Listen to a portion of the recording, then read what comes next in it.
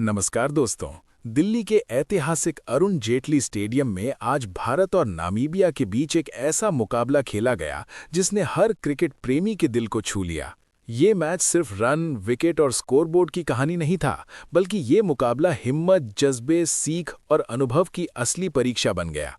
Namibia के जांबाज खिलाड़ियों ने अपने साहस से पूरी दुनिया को हैरान कर दिया, लेकिन अंत में अंतर्राष्ट्रीय अनुभव की कमी उन पर भारी पड़ गई। 210 रनों के विशाल लक्ष्य का पीछा करते हुए नामीबिया ने जिस अंदाज में शुरुआत की, उसने भारतीय दर्शकों को भी कुछ देर के लिए चौंका दिया। शुरुआत तूफानी थी, आत्मविश्वास से भरी हुई थी और इरादों में कोई डर नहीं था। लेकिन जैसे जैसे मैच आगे बढ़ा, टीम इंडिया के अनुभव, रणनीति और क्रिकेटिंग समझ के चक्रव्यूह में फंसकर नामीबिया की टीम को हार का सामना करना पड़ा।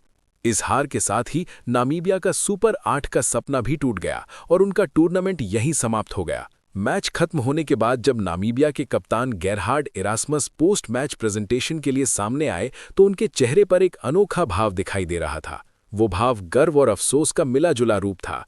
एक तरफ हार का दर्द था, दूसरी तरफ अपनी टीम के जज्बे पर गर्व साफ झलक रहा था। इरास्मस ने न सिर्फ अपनी शानदार गेंदबाजी से भारत के 4 अहम विकेट झटके, बल्कि हार के बाद भारतीय टीम की ताकत और अपनी टीम की कमियों पर जो बेबाक, ईमानदार और भावुक बयान दिया, उसने हर किसी का दिल जीत लिया। आज हम आपको नामीबिया के कप्तान गेरहार्ड इरास्मस के उसी लंबे, भावनात्मक और प्रेरणादायक बयान की एक-एक बात विस्तार से बताएंगे। जब अरुण जेटली स्टेडियम की तेज फ्लडलाइट्स के नीचे नामीबिया की पारी सिमटी, तो कप्तान गेरहार्ड इरास्मस बेहद भारी मन से मीडिया के सामने आए। लेकिन उनके चेहरे पर हार से ज्यादा अपनी टीम के संघर्ष और साहस की चमक दिखाई दे रही थी। उन्होंने बेहद शांत, गंभीर और सधे हुए शब्दों में अपना पोस्ट मैच विश्लेषण शुरू किया।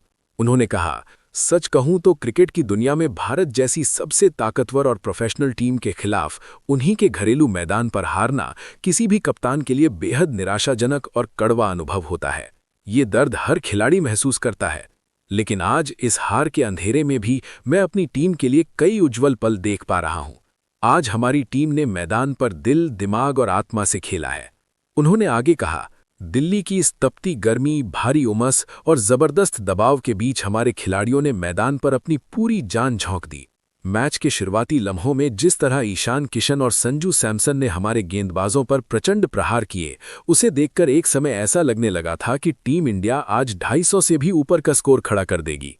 उस वक्त ड्रेसिंग रूम में बैठे हर खिलाड़ी के मन में डर जरूर आया होगा, लेकिन मुझे इस बात की बेहद खुशी है कि हमारी टीम ने हार नहीं मानी। हमने मानसिक रूप से खुद को संभाला, रणनीति बदली और बीच के ओवरों में जबरदस्त वापसी की। हमने भारत को एक और भी बड़े डरावने स्कोर तक पहुंचने से सफलतापूर्वक रोक दिया। इरास्मस ने अपनी गेंदबाजी को लेकर कहा, मैंने खुद गेंदबाजी का मोर्चा संभाला और दबाव के उन क्षणों में भारतीय बल्लेबाजी क्रम के 4 सबसे महत्वपूर्ण विकेट झटके। एक पल के लिए हमें यह एहसास हुआ कि शायद मैच हमारी पकड़ में आता जा रहा है। भारत जैसी विशाल टीम को उनके घर में 209 रनों पर रोकना हमारे जैसे उभरते हुए क्रिकेट देश के लिए एक बहुत बड़ी नैतिक और रणनीतिक जीत के बराबर है। उनकी आंखों में जहां एक ओर अपनी गेंदबाजी की सफलता की चमक थी, वहीं दूसरी ओर अपनी टीम की बल्लेबाजी की विफलता का दर्द भी साफ झलक रहा था। उन्होंने बेहद ईमानदारी से अपनी टीम की कमजोरियों को स्वीकार किया। उन्होंने कहा, बल्लेबाजी के मोर्चे पर हमें बिल्कुल वैसी ही आक्रामक शुरुआत मिली थी जिसकी हमने योजना बनाई थी। पावर प्ले के 6 ओवर खत्म होने तक हम सिर्फ 1 विकेट के नुकसान पर 57 रन बना चुके थे। उस समय हम पूरी तरह से इस रन चेस की रेस में बराबरी पर थे। लेकिन जैसे ही 30 गज का घेरा खुला और भारत के अनुभवी स्पिन गेंदबाजों ने मोर्चा संभाला, हमारी बल्लेबाजी की गहराई और अंतर्राष्ट्रीय अनुभव की कमी साफ तौर पर उजागर हो गई। हम इस शानदार शुरुआत को बड़े और मैच जिताऊ स्कोर में तब्दील करने में पूरी तरह से नाकाम रहे।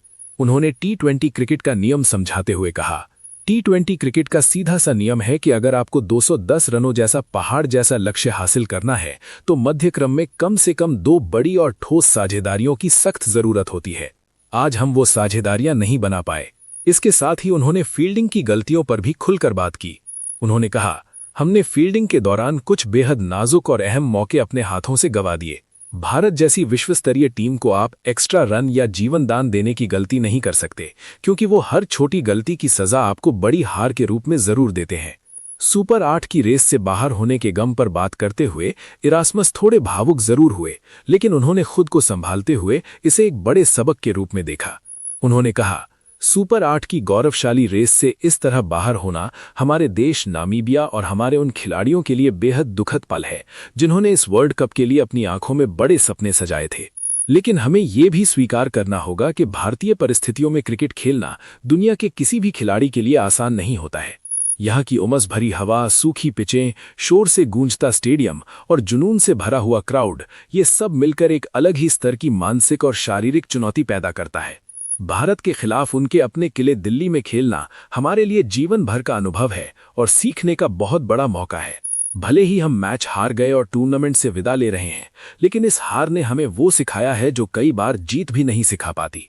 उन्होंने आगे कहा, यहाँ की पिचों पर विश्व स्तरीय स्पिन को कैसे पढ़ना है, स्ट्राइक कैसे रोटेट करनी है और चरम दबाव के क्षणों में अपने दिमाग को कैसे शांत रखना है, ये सब हमने आज टीम इंडिया को खेलते हुए बहुत करीब से देखा और सीखा है। अंत में गेरहार्ड इरास्मस ने एक बेहद सकारात्मक और प्रेरणादायक मैसेज के साथ अपनी बात समाप्त की। उन्होंने कहा, हम भले ही आज भारी मन से अपने घर वापस जा रहे हैं, लेकिन मैं ये साफ कह देना चाहता हूं कि हम खाली हाथ नहीं जा रहे हैं। हम यहां से आत्मविश्वास की एक बहुत बड़ी पूंजी लेकर जा रहे हैं। आज जिस निडरता के साथ हमने दुनिया की नंबर 1 टीम को उनके घर में टक्कर दी, इससे हमें ये विश्वास हो गया है कि नामीबिया क्रिकेट का भविष्य उज्जवल है।